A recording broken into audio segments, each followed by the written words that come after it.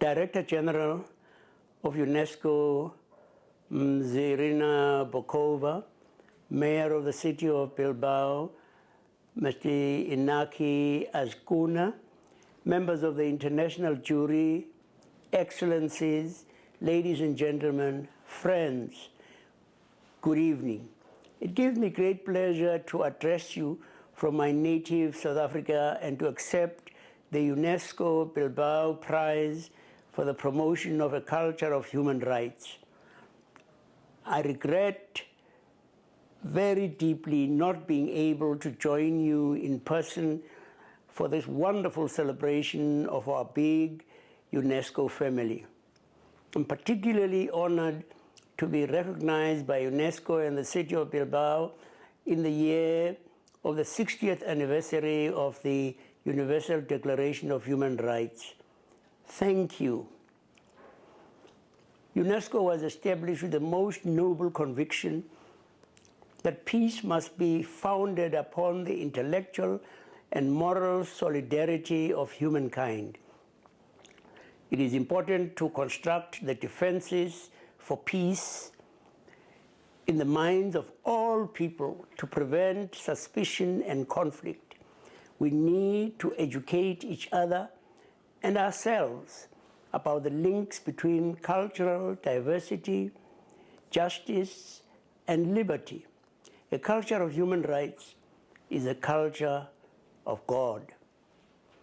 Universal Declaration of Human Rights proclaims that all human beings are born free in dignity and rights. The recognition of the inherent dignity of every member of the human family is the essence of this culture of human rights. We are made for each other. A person is a person through other persons. And when you undermine the humanity of another, whether you like it or not, in that process, you undermine yourself. For this reason, societies that are founded on the rejection of the equal humanity of some of their members on the grounds of skin color, sexual orientation, language, religion, political conviction, national or social origin, are unsustainable societies. They do not last. They are eroded from the inside, become weak and obsolete, and eventually fall under the pressure of time or those who stand for freedom and justice. This was why and how the evil system of apartheid was defeated. I hope that the example of South Africa and the work of its Truth and Reconciliation Commission will encourage other peoples in their quest to live together in peace. The universal culture of human rights we strive for has made several steps forward in recent times by prohibiting genocide, racial discrimination, and forced disappearances, torture, and other inhuman and degrading punishments, and by recognizing the rights of women, children, migrant workers, and members of their families, people belonging to minorities, indigenous peoples, people living with disabilities and HIV and AIDS, and people of different sexual orientations. We have various legal instruments and institutions at different levels of society where the human rights situation in the world is debated openly.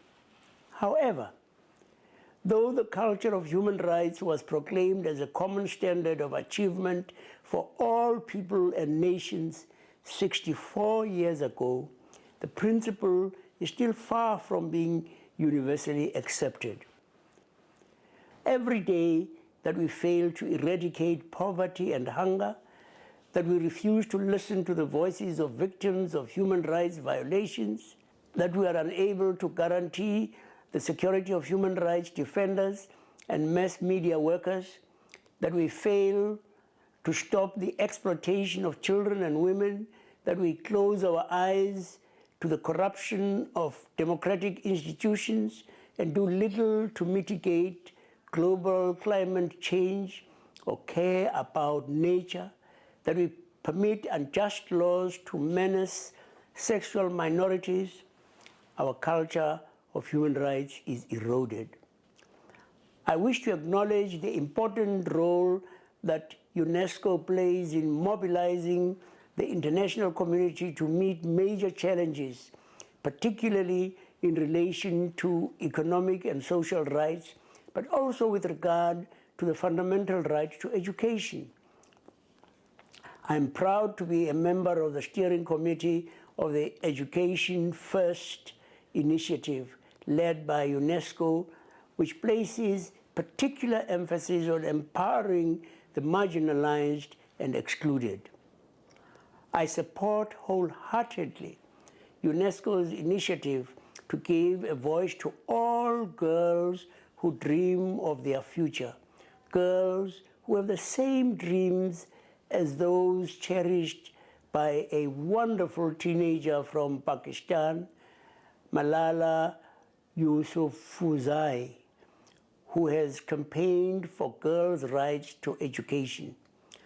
I stand up with UNESCO for Malala, and I stand with UNESCO for all girls' rights to education.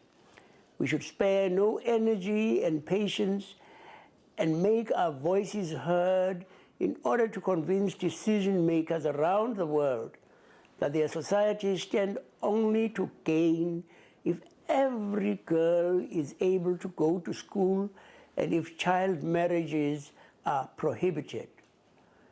Building a human rights culture requires many committed people. Among them are the laureates of the UNESCO Bilbao Prize of previous years, with whom I have often traveled the same road. I greet my eminent friend from France, Stéphane Hessel, who is now known as the Karl Marx of the Indignados movement. Last year, our roads crossed in Cape Town when we discussed the parallels between the experience of South Africa and the conflict in the Middle East. I send my warm greetings to the courageous human rights defender from Pakistan, Ms. Esma Jahangir, who won the prize in 2010 in recognition of her active role as a human rights defender and lawyer committed to upholding the human rights of religious minorities, women and children, her fostering of interreligious and intercultural dialogue. I wish to them good health and send them all my friendly greetings. I send my love to the city of Bilbao, its citizens, and to the Biscayan young people.